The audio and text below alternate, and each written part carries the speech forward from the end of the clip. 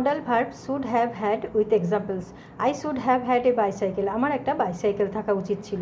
এখানে আই হচ্ছে subject, should have had হচ্ছে মডাল ভার্ব, এ বাইসাইকেল হচ্ছে other words. I should have had a notebook and a pen, আমার একটা notebook এবং একটা পেন থাকা উচিত ছিল। We should have had a tent, আমাদের একটা তাঁবু থাকা উচিত ছিল। We should have had a house, আমাদের একটা বাড়ি থাকা উচিত ছিল। We should have a camera, আমাদের একটা ক্যামেরা থাকা উচিত ছিল। We should have had a travel bag, আমাদের একটা বেড়াতে যাওয়ার ব্যাগ থাকা উচিত ছিল। We should have had a garden, আমাদের একটা বাগান থাকা উচিত ছিল, এটসেট্রা, মানে ইত্যাদি। নেক্সট, এখানে কতগুলি সেন্টেন্স বা এক্সাম্পল দেওয়া আছে যাতে তোমরা সহজেই বুঝতে পারো।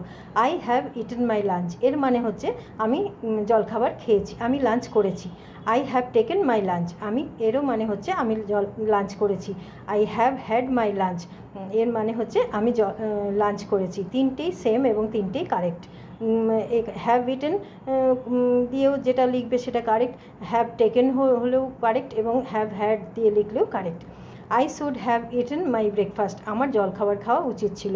I should have taken my breakfast, এটারও মানে আমার জলখাবার খাওয়া উচিত ছিল। I should have had my breakfast, এরও মানে আমার জলখাবার খাওয়া উচিত ছিল। তিনটেই সেম, তিনভাবেই লেখা যায় এবং তিনটেই কারেক্ট। আরও বলা যেতে পারে I should have had a nap, আমার একটু ঘুমিয়ে নেওয়া উচিত ছিল। I should have had some money, আমার কিছু টাকা নেওয়া উচিত ছিল। I should have had a purse, আমার একটা পার্স থাকা উচিত ছিল।